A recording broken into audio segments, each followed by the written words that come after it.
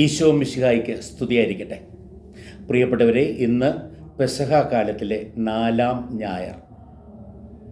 പരമ്പരാഗതമായി ഈ ഞായറാഴ്ചയെ വിളിക്കുന്നത് ഗുഡ് ഷെപ്പേർഡ് സൺഡേ എന്നാണ്, നല്ല ഇടയൻ്റെ ഞായർ. കാരണം നമ്മൾ ഈ ദിവസം വായിച്ചു കേൾക്കുന്നത് യോഹന്നാൻ്റെ സുവിശേഷം 10-ാമത്തെ അധ്യായത്തിൽ നിന്നാണ്.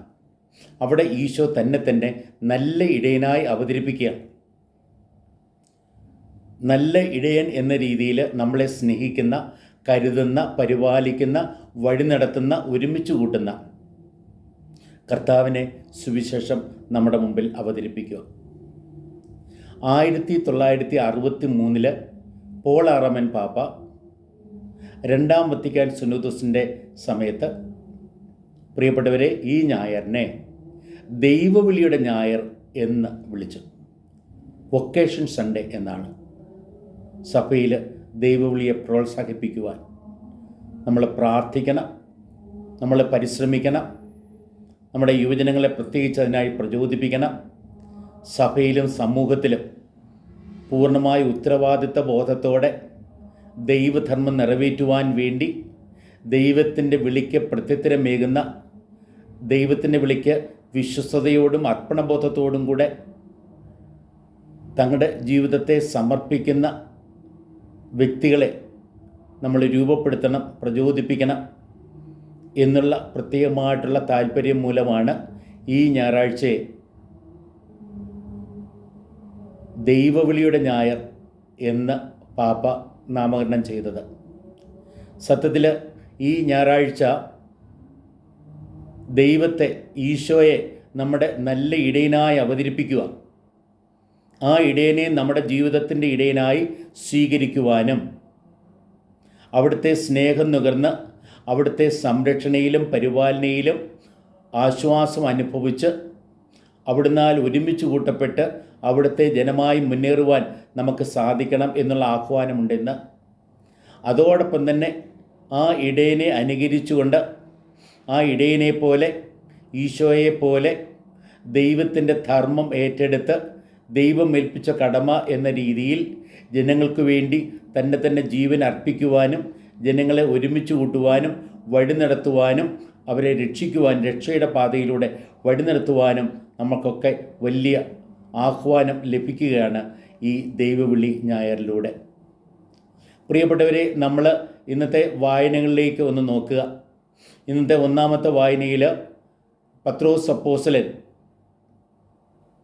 ഈശോയെ അവതരിപ്പിക്കുക.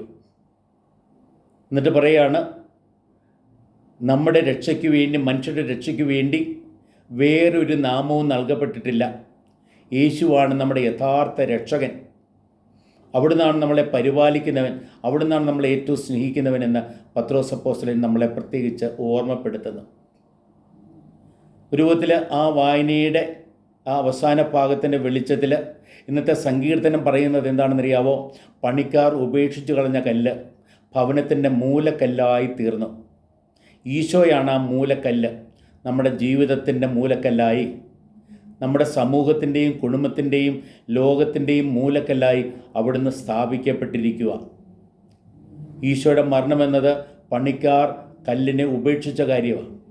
ഈശോയുടെ ഉത്ഥാനമാകട്ടെ ആ കല്ല് മൂലക്കല്ലായി ഭവിച്ച കാര്യമാണ് വെളിപ്പെടുത്തുക. അവിടുന്നാണ് നമ്മുടെ ദൈവം, അവിടുന്നാണ് നമ്മുടെ പരിപാലകൻ, അവിടുന്നാണ് നമ്മുടെ സംരക്ഷകൻ എന്നെല്ലാം സങ്കീർത്തനം എടുത്തു പറയുന്നുണ്ട്. പ്രിയപ്പെട്ടവരെ, ഇന്നത്തെ 2-ാമത്തെ വായനയിലേക്ക് വരുമ്പോൾ യോഹന്നാൻ്റെ 1-ാമത്തെ ലേഖനത്തിൽ നിന്നാണ്. അവിടെ ഒരു വിധത്തിൽ ഇടയൻ എന്നുള്ള വാക്കിൻ്റെ സ്ഥാനത്ത് പിതാവ് എന്ന വാക്കാണ് വരുന്നത്. പിതാവ് എത്രമാത്രം നമ്മളെ സ്നേഹിക്കുന്നു, അവിടുന്ന് നമ്മെ സ്നേഹിച്ച് തൻ്റെ പ്രിയപ്പെട്ട മക്കളാക്കി മാറ്റുന്നു. നമ്മൾ ആ പ്രിയപുത്രനിലൂടെ വെളിപ്പെട്ട ദൈവത്തിൻ്റെ സ്നേഹം നുകർന്ന് നമ്മൾ അവിടുത്തെ പോലെ ആകാൻ, അവിടുത്തെ നിരന്തരം നോക്കി ധ്യാനിച്ച് അവിടുത്തെ പോലെ ആകാൻ ശ്രദ്ധ വയ്ക്കണം എന്ന് 2-ാമത്തെ വായന വെളിപ്പെടുത്തുന്നു. ഒരു വിധത്തിൽ നമ്മൾ സൂര്യകാന്തിപ്പൂവിനെ കുറിച്ച് പറയാറുണ്ടല്ലോ. സൂര്യകാന്തിപ്പൂവ് സൂര്യനെ നോക്കി സൂര്യൻ്റെ ശോഭ അണിയുന്ന പോലെ നമ്മളും കർത്താവിനെ നോക്കി, സ്നേഹത്തോടെ നോക്കി, പ്രിയപ്പെട്ടവരെ, നമ്മൾ അവിടുത്തെ പോലെ ആയി മാറണം. 2-ാമത്തെ വായന വെളിവാക്കുക. നമ്മൾ ഇന്നത്തെ സുവിശേഷത്തിലേക്ക് നോക്കുമ്പോൾ യോഹന്നാൻ്റെ സുവിശേഷം 10-ാം അധ്യായം 11 മുതൽ 18 വരെയുള്ള വാക്യങ്ങളാണ് നമ്മൾ വായിച്ചു കേട്ടത്. അവിടെ ഈശോ തന്നെ നല്ല ഇടയനായി വെളിപ്പെടുത്തുക. അതിന് കർത്താവ് ഈ പറയുന്നത് ഈ കൂലിക്കാരായ ഇടയന്മാരുണ്ട്, അവരെ പോലെയല്ല ഈശോ. കൂലിക്കാരായ ഇടയന്മാർ തങ്ങൾക്ക് എന്ത് കിട്ടും എന്നോർത്താണ് അവർ ഈ ആടുകളെ പോറ്റുന്നത്. മാത്രമല്ല, എന്തെങ്കിലും ശത്രുക്കൾ വന്നു കഴിഞ്ഞാൽ ഈ ആടുകളെ നാശത്തിലേക്ക് വിട്ടിട്ട് അവർ ഒളിച്ചോടി തങ്ങളുടെ ജീവൻ രക്ഷിക്കാൻ പോകും. നേരെ മറിച്ച് നല്ല ഇടയനാകട്ടെ ആ ആടുകൾക്ക് വേണ്ടി തൻ്റെ ജീവൻ അർപ്പിക്കുവാൻ പോലും തയ്യാറാണ്. എനിക്കെന്ത് കിട്ടുമെന്നതിനേക്കാളും എനിക്കെന്ത് കൊടുക്കാം എന്നതാണ് അവിടുത്തെ ശ്രദ്ധ. ആടുകളെ ശരിക്കും സ്നേഹിച്ച് അതിലൊന്നുപോലും നഷ്ടപ്പെടാതെ കാത്തു സൂക്ഷിക്കുവാൻ നല്ല ഇടയൻ പ്രത്യേകമായി ശ്രദ്ധ വയ്ക്കുന്നു. എൻ്റെ ജീവൻ പോയാലും സാരമില്ല, ഞാൻ അവയെ സംരക്ഷിക്കും എന്ന് പറയുകയാണ്. നമ്മൾ ദാവീദിൻ്റെ കാര്യം പറയുന്നില്ലേ? ദാവീദ് ആടുകളെ രക്ഷിക്കാൻ വേണ്ടി സിംഹത്തോട് പോലും പോരാടിയ കാര്യം പറയുന്നുണ്ട്. ഈശോനാഥൻ പറയുകയാണ്, മനുഷ്യവർഗത്തെ മുഴുവനും തൻ്റെ ആടുകളാക്കി അവയുടെ സംരക്ഷണത്തിന് വേണ്ടി അവരുടെ പരിപാലനയ്ക്ക് വേണ്ടി ഞാൻ എന്നെ തന്നെ പൂർണ്ണമായി സമർപ്പിക്കുക. എൻ്റെ സമയവും എൻ്റെ ശ്രദ്ധയും എൻ്റെ കഴിവുകളും എൻ്റെ ജീവൻ തന്നെയും ഞാൻ അർപ്പിക്കുകയാണ് എന്ന് പറയുകയാണ്. എന്നിട്ട് കർത്താവ് ഈ സുവിശേഷത്തിൽ പറയുന്ന കാര്യം, ഞാൻ എൻ്റെ ആടുകളെ അറിയുന്നു, ആടുകൾ എന്നെ അറിയുന്നു, എൻ്റെ സ്വരം തിരിച്ചറിയുന്നു എന്ന് പറയുകയാണ്. അങ്ങനെ ശരിക്കും പരസ്പരം ഹൃദയപൂർവ്വം അറിയുക. ആ അറിവ് വെറും ഭൗതിക അറിവല്ല, ഹൃദയത്തിൻ്റെ അറിവ്, സ്നേഹത്തിൻ്റെ, സമർപ്പണത്തിൻ്റെ, സ്വന്തമാക്കലിൻ്റെ ആ അറിവാണ്. ഞാൻ എൻ്റെ ആടുകളെ എൻ്റെ സ്വന്തം എന്ന രീതിയിൽ പരിഗണിക്കുന്നു എന്ന് ഈശോ അവിടെ വെളിവാക്കുക. അത് കഴിഞ്ഞിട്ട് ഈശോ പറയുന്നൊരു കാര്യമുണ്ട്, ഈ തൊഴുത്തിൽപ്പെടാത്ത ആടുകളും എനിക്കുണ്ട്, അവയെ ഞാൻ ഒരുമിച്ച് കൊണ്ടുവരേണ്ടിയിരിക്കുന്നു. ഈശോയുടെ സ്നേഹം ഒന്നിലും ആരിലും ഒതുങ്ങി നിൽക്കുന്നില്ല, എല്ലാവരിലേക്കും വ്യാപിക്കുന്നവരാണ്. എല്ലാവരെയും ഒരുമിച്ച് കൂട്ടുന്ന നല്ല ഇടയനാണ് പ്രിയപ്പെട്ടവരെ ഈശോ. എല്ലാവരെയും ഒരുമിച്ച് കൂട്ടുന്ന, ചിതറിച്ച് കളയുന്നതല്ല. ശത്രുക്കൾ വന്ന് ആടുകളെ ചിതറിക്കാൻ പോകുമ്പോൾ ശത്രുക്കളെ തുരത്തി ആടുകളെ ഒരുമിച്ച് കൂട്ടുന്ന ആ നല്ല ഇടയൻ, അതാണ് ഈശോ. അതേപോലെ തന്നെ ഈശോ ഒരു കാര്യം കൂടെ പ്രത്യേകം പറയുന്നത് എന്താണെന്നറിയാവോ? അത് ഒരു വിധത്തിൽ ഈശോയുടെ മരണത്തെയും ഉത്ഥാനത്തെയും കുറിച്ചാണ്. ഈശോ പറയുക, ആരും എൻ്റെ ജീവൻ എന്നിൽ നിന്ന് അപഹരിക്കുകയല്ല, ആരും എന്നെ കൊല്ലുകയല്ല ചെയ്യുന്നത്, ഞാൻ എൻ്റെ ജീവനെ തന്നെ അവർക്കായി സമർപ്പിക്കുക. ഒരു വിധത്തിൽ ആൾക്കാർ ചേർന്ന് കർത്താവിനെ പീഡിപ്പിക്കുകയും കുരിശിലേറ്റുകയും ചെയ്തപ്പോൾ ഒരു വിധത്തിൽ ദൈവത്തെ തന്നെ കൊന്ന ആ പാപം, അതാണ് മനുഷ്യവർഗം ചെയ്ത ഏറ്റവും വലിയ പാപം. ആ പാപത്തിന് പരിഹാരമായി വന്നത് ഈശോ അർപ്പിച്ച ബലിയാണ്. അവിടെ പ്രിയപ്പെട്ടവരെ, അവർ തന്നെ കൊല്ലുന്നു എന്നതിന് പകരം ഈശോ തന്നെ അവർക്കായി സമർപ്പിക്കുകയാണ് അവിടെ ചെയ്തത്. ആടുകൾക്ക് വേണ്ടി തന്നെ ജീവനെ സമർപ്പിക്കുന്ന നല്ല ഇടയൻ. പ്രിയപ്പെട്ടവരെ, ആ കർത്താവാണ് നമ്മുടെ നല്ല ഇടയൻ.